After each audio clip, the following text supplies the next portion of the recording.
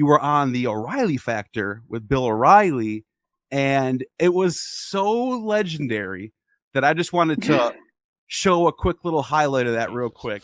This woman, Dr. Candida Moss, who teaches theology at Notre Dame, says that Jesus was a socialist and was disappointed in me for not highlighting his politics. Dr. Moss writes, quote, "There's no mention of the free health care offered by Jesus and his followers or the insistence that the wealthy give away their possessions," unquote.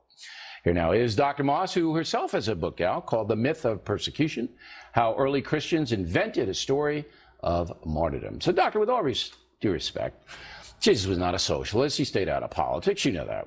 You know, he wasn't a socialist. The first is that I think that omitting the social teachings of Jesus and the most consistent social teaching of the New Testament, that the wealthy give away their possessions in order to help the poor, I think that's an oversight. Jesus says very clearly, Bill, and we have to agree on this, right, that in order to go to heaven, you must give away your possessions. Oh, come on. There is nobody in heaven. There's nobody there. He's all by himself. A rich man is condemned to hell merely for not giving away his possessions. He keeps the rest of the commandments. No, that's not true. No, it's absolutely false. It's a misreading of the Gospels. It's not a misreading. What Jesus said, and now I'm getting into theology, and I don't want to do that because that's what I'm book about, but I have to do it. What Jesus says is that you have an obligation to help the poor, all right? Mm-hmm. And that if you are ruled by your possessions, and 2 weeks ago the Gospel dealt with this, if you are ruled by it, if that's what rules you, all right, that's your priority, then you're not going to gain the kingdom of heaven. But he didn't say you got to sell everything, because then you're going to hell, I'm going to hell, and everybody watching going to hell. He says, blessed are the poor, for they shall inherit the kingdom of God. No. You're taking it literally when these are parables. I think in your book that you do not contribute a sustained historical methodology, and you misrepresent and cherry pick the facts. And I think that you fail to recognize just how intrinsic to Jesus' message care for the poor, the sick, and the needy is. All right. So yeah, that was amazing. I think you made a good point about methodology. I don't think he was very happy about that, but it was a good and I noticed that some of the early Christians, like there's a group called the Carpocratians, who literally lived what the book of Acts says. They gave up their possessions and they lived in a communal society. Mm-hmm. So not only does the text is talking about, giving up your possessions and living equally amongst each other, but also we have evidence that early Christians themselves were doing that. Yeah, that's right. And I will tell you, seeing as you just mentioned the show, in the show, what I said to him was that Jesus had to give up. He said he had to give up your money if you wanted to go to heaven, and that blessed are the poor. And when we were actually filming, Bill O'Reilly stops, looks up at the camera and says, "That's not in the Bible." And I'm sitting there with my jaw sort of on the table, just looking at him. And I didn't say, "Yes, it is." I just kind of was staring at him like, wow, that's just wrong. And oddly, that didn't actually make it into the broadcast, because someone fact-checked him between recording at 4 p.m. and then it airing at 8 or 9, whenever that was. Yeah. They clipped that part out. That's funny.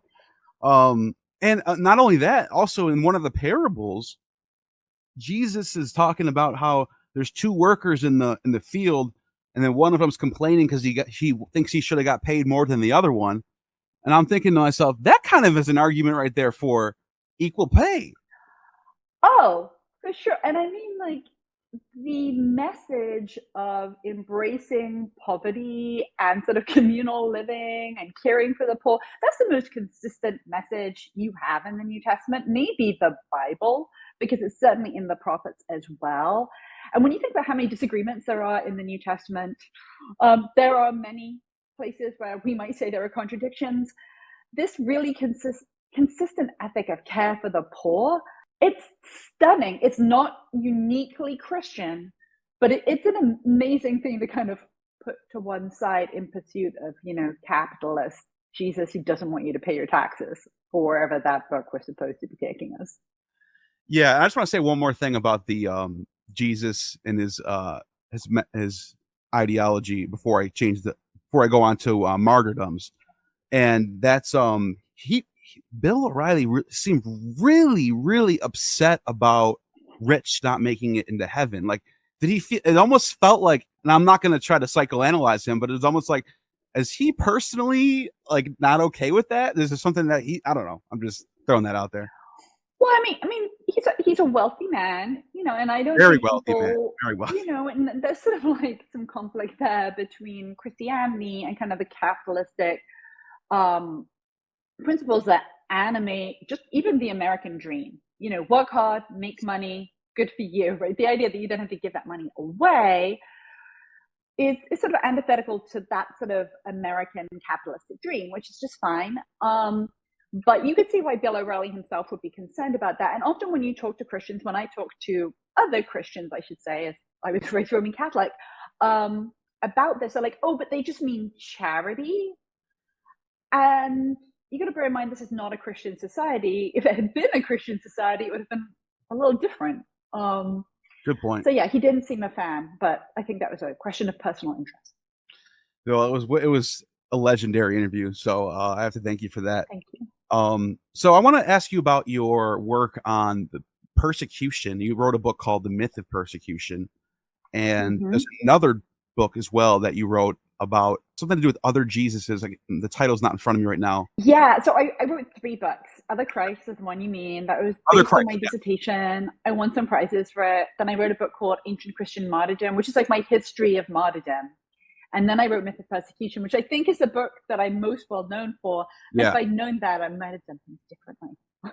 Yeah, so you've really, really looked at this martyrdom history and what it is, what it means to Christianity. My first question is, so I was a Christian, and we were all under the impression of, Jesus lived in the first century, and for the next 2-3 centuries before, we'll say Constantine, just for this, whatever, we'll just say Constantine, but Constantine, Theodosius, that area, the 4th century. Before that, for that 2 centuries in the middle, Christians were badly getting persecuted. They were getting blamed for fires at Rome. They were being burned at the stake and crucified. What would you say about that, the idea of that being the case? Well, if the image you have is the image that you just described, that I also have, I remember being in school in England. I went actually to a Christian school, and I remember asking the teacher, how do we know that what the apostles told people was true? And they said, well, why would the apostles have been willing to die for Jesus's, message if it wasn't true? And at the time, because I was 11, that seemed like a really good response. I'm like, yeah, you're right. And then, of course, I realized people will die for a lot of things. And then I sort of looked into the history, and I realized they may not have had a choice. It may not have been this thing that they chose to do, which seemed instrumental to the truth claims. If that's the image you have, the image I had, the image you had, that's just wrong. That's demonstrably wrong, because Christians weren't constantly under attack. There was a period of 2 years when, yes, it was pretty intense, especially if you lived in Turkey, if you lived in Caesarea, if you lived maybe in Alexandria in North Africa. But if you lived in France, even then you were fine. But if what people have in their mind is this period, this 200-300 year period of intense, relentless persecution that demonstrates the essential truth of the Christian message, because who would die for something if it wasn't true? That period of constant persecution, that's just not accurate. It doesn't seem like Romans even knew who Christians were until the turn of the 2nd century. That brings me to my next question, is because we have this source from Pliny the Younger. He's writing a letter to Trajan, and it's kind of related to persecution, because he's asking them, what should we do with these Christians? And then, if I'm not mistaken, Trajan kind of just says, leave them alone. So would you think it's safe to say that this kind of goes against the idea of them being, especially being blamed for the fire by Nero? I mean, don't you think this would be, Pliny the Younger wouldn't be asking about these brand new people that he's never heard of if this was already the case? What are your thoughts on that? I think that's exactly right. If Nero had persecuted Christians, then you wouldn't find in 110, you wouldn't find Trajan and Pliny having a conversation in a region of the Roman Empire that had a higher proportion of Christians. They wouldn't be having a conversation about what to do with them. And Pliny wouldn't tell Trajan, so I took these Christians, these 2 enslaved Christian women, and I tortured them to find out what Christians are really doing. And they seem kind of harmless. If Christians had been persecuted for, let's say, about 50 years by then, there would have been established protocols. Romans love bureaucracy. They already would have ascertained what it is Christians do. And so it just seems to me impossible that there was any first century persecution if in 110 a Roman governor and an emperor don't even really know much about them. Yeah, it seems like in this second decade of the 2nd century, this is when the Christians are starting to show up in the sources, and people are starting to become aware of them. You mentioned there was a 2-year period where persecution really was bad. Which period is that, and how bad was it? That's a lot later. That's 303 to 305. Well, that's a lot later. Yeah, a lot later. And you'll notice, if we're talking about 303 to 305, the people who understandably wouldn't know, we're within a decade of Constantine taking over. So Diocletian, actually remarkable Roman emperor from the perspective of the Romans. Right. He has 4 edicts that only universally enforced throughout the Roman Empire. Only the first 2 are universally enforced. The first one is a demand that Christian buildings and books be destroyed. Now, the first building to become a victim of this persecution is a church that was constructed catty corner across the street from an imperial palace. So what does this tell us? It tells us that up until then, Christians are not hiding, right? They're not hiding if they're building churches right next door to the emperor's summer home, you know? Yeah. And the second edict was actually an amnesty. Said it's okay, we're not going to seek you out, but if your leaders would come forward and they would put some incense as a display of loyalty to the emperor, because, you know, bear in mind, Christians are talking about how they have their own emperor, Christ, and he's the emperor of the universe.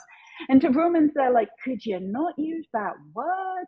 You know, it sounds like treason to them. And then the 3rd and 4th edict, they were certainly worse, but they were only implemented for a very short period of time, and mostly in what is modern day Turkey, what is the modern day Holy Land, Syria, that region.